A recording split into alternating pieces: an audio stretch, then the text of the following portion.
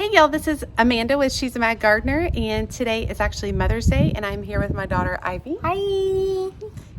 And typically on Mother's Day weekend, Ivy and I like to do some type of project together, and this year we're going to start off her fairy garden for the season.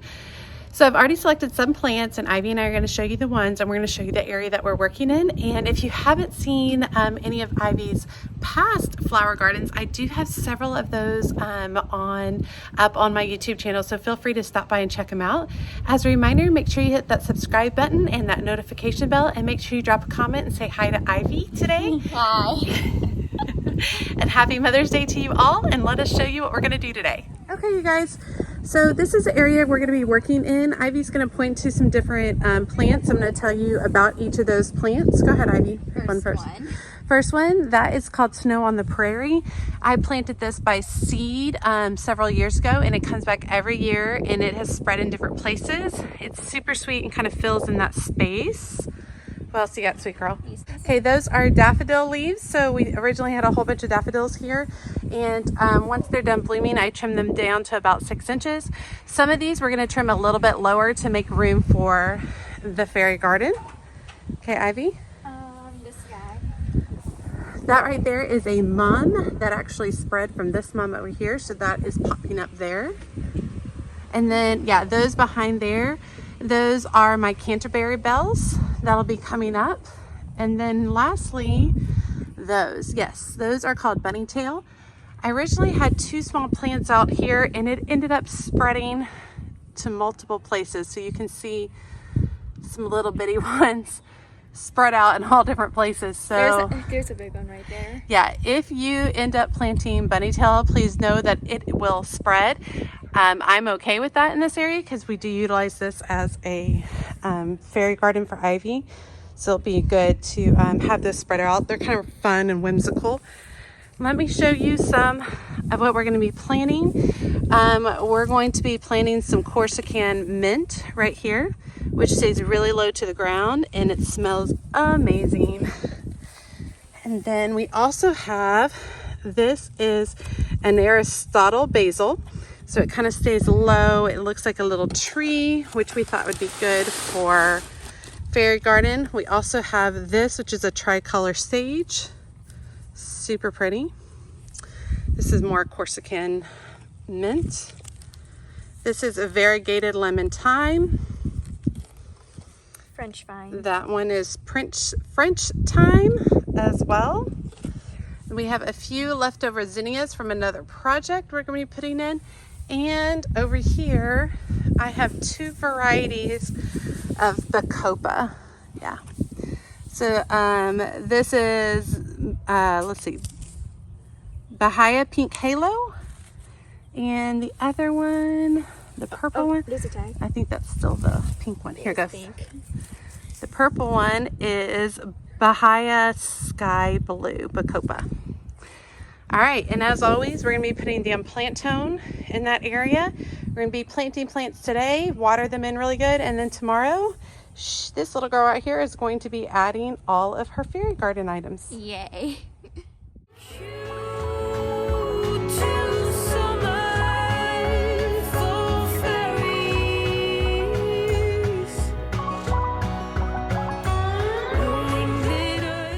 Okay, Ivy started by clipping back the daffodils in the areas where we were going to be placing the fairy garden, and then we took the time to lay out all the plants, considering where she would be placing fairy homes and things along those lines, just to make sure that we left plenty of room for that, all the little village parts and little doodads that she loves to tuck into this fairy garden.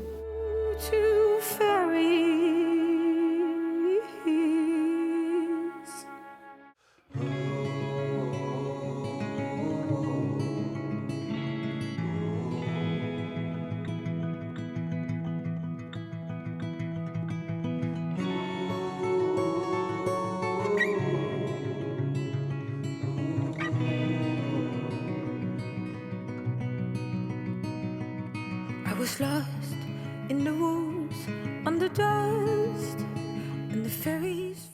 There's something really special about planting with a child they just the realization as they're putting things in, the idea of how it's going to grow and how it's going to look, and they love looking at the roots and then working on a project together is just so special. And I do hope that my daughter has these memories for years and years to come. Fainted, and they carried me, they clear the way to my heart. Thank you to magic for rescuing me. Thank you to summer for fairies.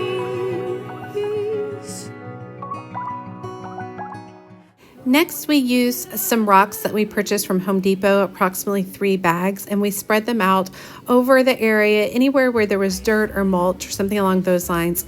We found that applying rocks at the base of the fairy garden really helps to keep all the little accessories from floating away when we have too much rain.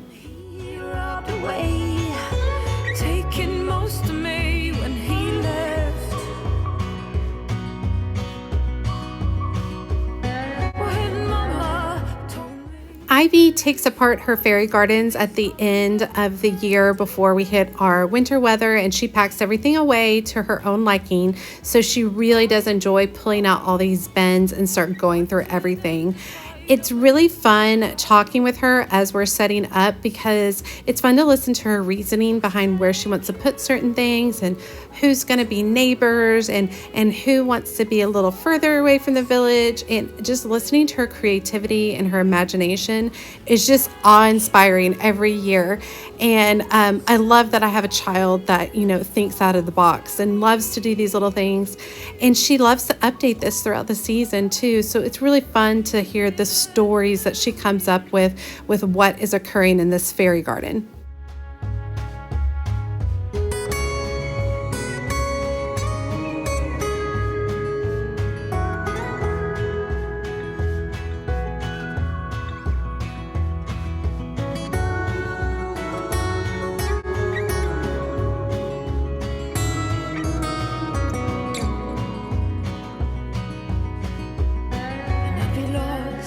in the woods, yet today if they wouldn't have found me,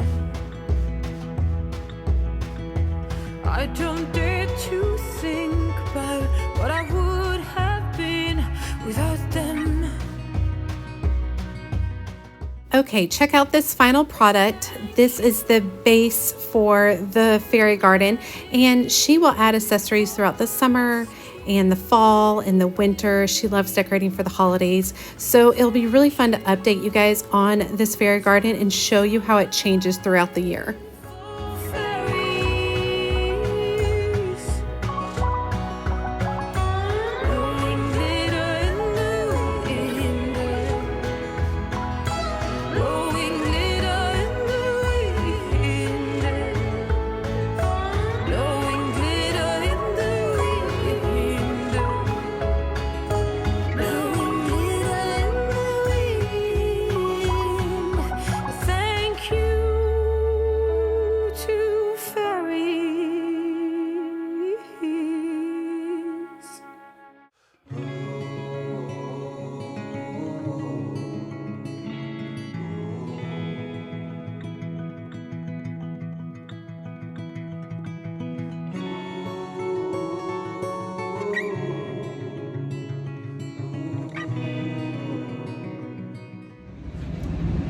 Okay, y'all, thanks so much for joining us on this fairy garden. You had fun? Yes. Yes, she had fun. We like to make, so basically she likes to start with like a basic fairy garden, which are about what I just showed you guys.